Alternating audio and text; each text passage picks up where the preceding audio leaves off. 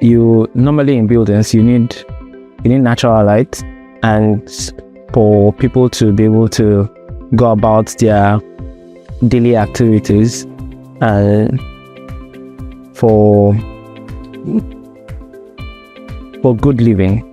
Then ventilation, you need ventilation normally in your buildings for thermal comfort, and it wouldn't be possible for you to stay in a place that is not properly ventilated. But when you have in high-rise buildings, you now have the issue of there's a deep floor plate where there's a high chance that most of the time light might not be able to get through to the core of the building, and in doing so you will have a challenge of designing to make sure that you can have as much light into the building as possible. In some of the projects that we have worked on, like the Global 27 project, we have like horizontal systems that ensure that you have a high level of lights coming into the building more than you would normally have beyond the standard 4 to 6 meters that you'll have your lights, because of the way the building was designed.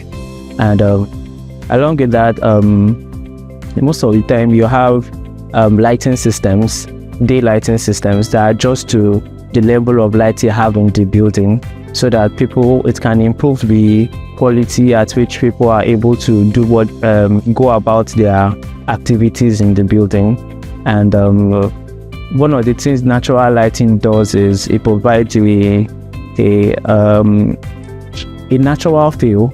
for people to be able to go about their activities in a way that it does not seem like they are stuck in a box. And by that, it encourages people to be able to come to, like for example, you have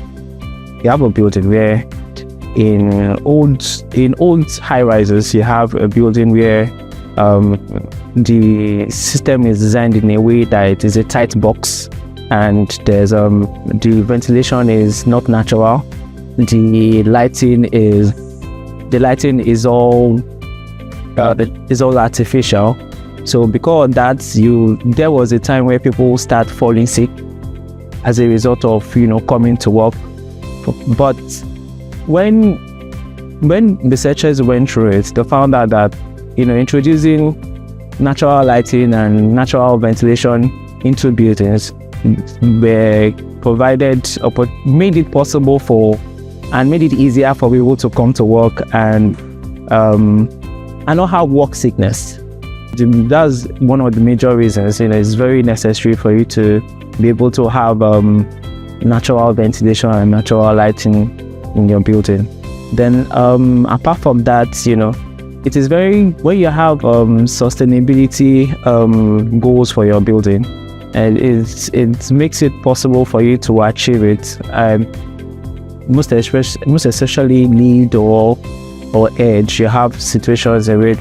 the more the natural lighting and natural ventilation you can be able to design into your building, the higher your chance of you being able to have a building that is certified,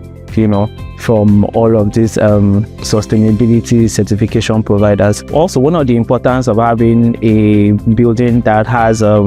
natural lighting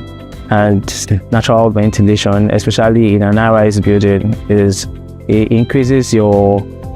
chances of getting sustainability certification like LEED and EDGE. And the higher the amount of natural lighting and